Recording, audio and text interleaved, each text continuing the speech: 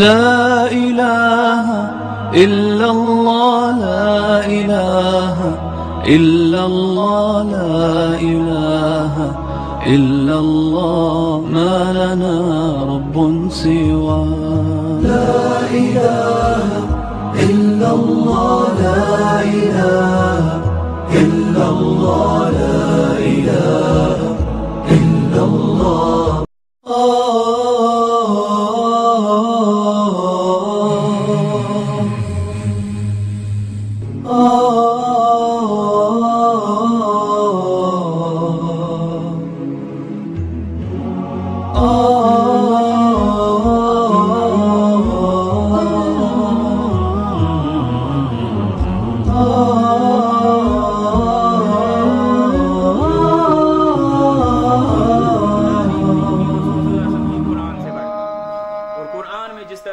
لا إله إلا الله لا إله إلا الله لا إله إلا الله ما لنا رب سوى لا إله إلا الله لا إله إلا الله لا إله إلا الله نحمده ونستعينه ونستغفره ونؤمن به ونتوكل عليه ونعوذ بالله من شرور أنفسنا ومن سيئات أعمالنا من يهده الله فلا مضل له ومن يضلل فلا هادي له ونشهد أن لا إله إلا ما علمتنا إنك أنت العليم الحكيم اللهم صل على محمد وعلى آل محمد كما صليت على إبراهيم وعلى آل إبراهيم إنك حميد مجيد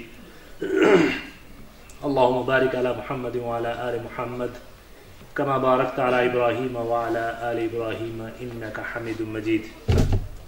मोहतरम असातिज़ा किराम, तलबा और बहनों, बहुत मुबारकबाद के मुस्तहिक़ हैं वो लोग कि जो आज की इस मजलिस का सबब बने हैं। हकीकत ये है कि नबी मुकर्रम जनाब मोहम्मद रसूलुल्लाह सल्लल्लाहु अलैहि वसल्लम की तरफ से दिफा और आपकी नुसरत और आपसे मोहब्बत के अमली इजहार के लिए अल्लाह ताला ने जिन लोगों को चुना है और जिनके कदम उठे हैं वो यकीनन अपने आप को खुशकिस्मत समझें। कुछ अरसा कबल जब नबी करीम सल्लल्लाहु अलैहि वसल्लम की ज़ात अक़दस के हवाले से एक तौहीन आमेज़ फिल्म आई और दुनिया के कोने कोने में उसके ऊपर रिएक्शन हुआ, लोगों ने अपने अपने अंदाज में एहतजाज किया। बाज़ हवाले से वो एहतजाज कुछ हुदूद से तजावुज करता जब नजर आया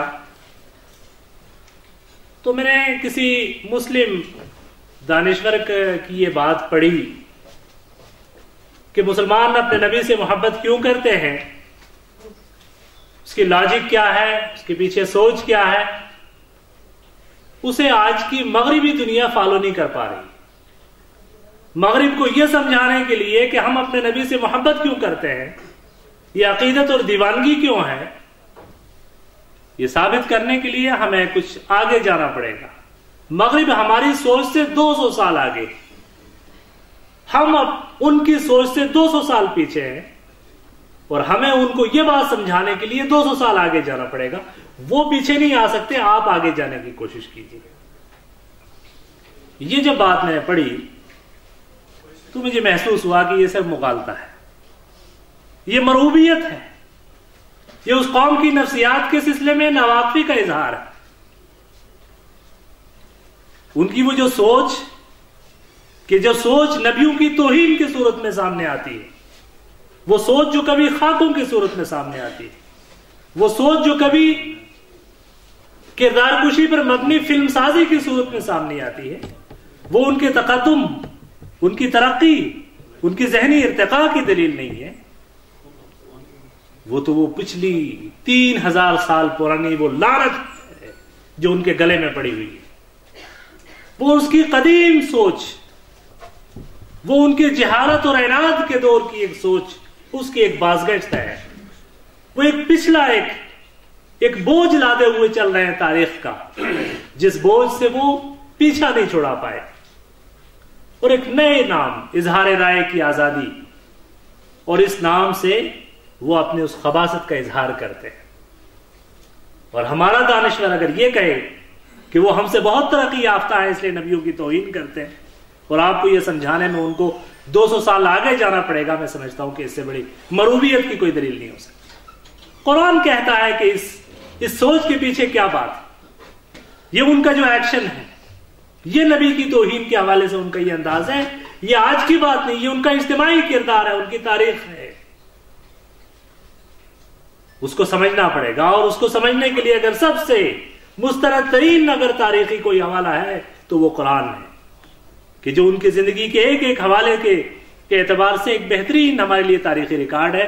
और वो कहता है फबिमा नक़दिहिम औज़ु बिल्लाहि मिनश शैतानिर रजीम बिस्मिल्लाहिर रहमानिर रहीम फबिमा नक़दिहिम मीसाक़हुम व कुफ्रिहिम बिआयातिल्लाहि व क़त्लिहिमुल अंबिया बिग़ैरि हक़्क़ व क़ौलिहिम क़ुलूबुना गुल्फ़ुम बल तबअल्लाहु अलैहा बिकुफ्रिहिम फला युमिनूना इल्ला क़लीला व बिकुफ्रिहिम व क़ौलिहिम अला मरियम बुहतानन अज़ीमा व क़ौलिहिम इन्ना क़तलनल मसीह ईसा इब्न मरियम। उनका तो ये किरदार है। उनकी जिंदगी इस तरह के जराइम से भरी पड़ी है कि अल्लाह ने उनको एक मकाम अता फरमाया था, नबी भेजे थे, नबूवत का एक सिलसिला उनके खानदान में शुरू किया था, और एहसानात का एक बरमार थी, एक सिलसिला और एक सीरीज था एहसानात का। उन सारे एहसानात को फरामोश करके उन्होंने ये किरदार अपनाया कि नबियों की तकजीब की, पाकबाज मरियम की तौहीन की, उनके ऊपर गलत इल्जाम लगाया, ईसा इब्न मरियम को कत्ल करने के लिए साजिशें रची और उसका बरमला इजहार करते थे।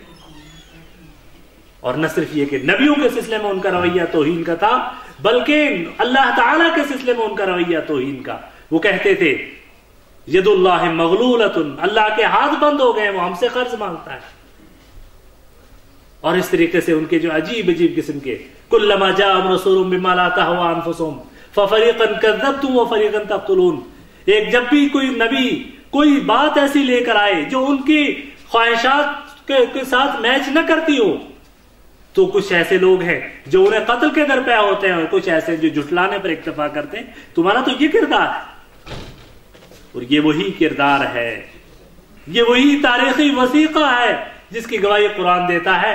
उसी का रिफ्लेक्शन और उसी का इनेकास था, उसी की सदाए बाज़गश्त थी जो आपने देखी उन खाकों के सूरत में, आपने देखी उन फिल्मों की सूरत में। वो उनकी तरक्की याफ्ता सोच का मजहर नहीं था, वो उनकी इजहार राय की आजादी के वो जो आदर्श उन्होंने दुनिया के सामने रखने की बात की है, वो उस सोच का मजहर नहीं था। उनकी सोच ये थी कि हमने हमेशा नबियों की तौहीन की है और हम करेंगे, अल्लाह से बगावत की है और करेंगे। लेकिन एक तरफ इस कौम का ये किरदार है और एक तरफ हमारा किरदार है। अगर वो ये समझ नहीं पा रहे हैं कि हम नबियों से मोहब्बत क्यों करते हैं, तो हम बताते हैं कि हम क्यों करते हैं। अल्लाह ने अपने आखिरी नबी के जरिए जिस कौम की तरबियत की, उसकी घुट्टी में ये बात पिला दी कि मोहब्बत करनी है अल्लाह से, मोहब्बत करनी है अल्लाह के रसूल से, एहतराम करना है अल्लाह और उसके रसूल के जरिए नाजिल करता है एक एक चीज का। अगर वो कहते हैं कि फज़हब अंता व रब्बुका फ़क़ातिला इन्ना हाउना क़ाइदून, ऐ मूसा जाओ तुम और तुम्हारा रब जाके लड़े, हम यहां बैठ के इंतजार करेंगे। और उसके मुकाबले में एक ऐसे कौम उतरेगी जो कहेगी कि नबी आप कौन सरा सिल हब्ल मन शिता वक्ता हब्ल मन शिता, ऐ नबी जिससे चाहे आप मोहब्बत, जिससे चाहे विला और बरा का इजहार करें, और जिसके से चाहे दुश्मनी करें। जो आपका दुश्मन उसके साथ हमारी दुश्मनी, जो आपका दोस्त उसके साथ हमारी दोस्ती। हम जो है किसी मौके पर आप हमें पीछे नहीं देखेंगे। और उनका किरदार कि कुल्लमा जाअ रसूलुम बिमा ला तहवा फफरीकन अनफुसुहुम फफरीकन कज़्ज़बू कज़्ज़बतुम व फरीकन तक़्तुलून, कि जब जब कोई आयत ऐसी, मेरा वक्त खत्म हो रहा है, मुख्तसर हो रहा है, तुम्हें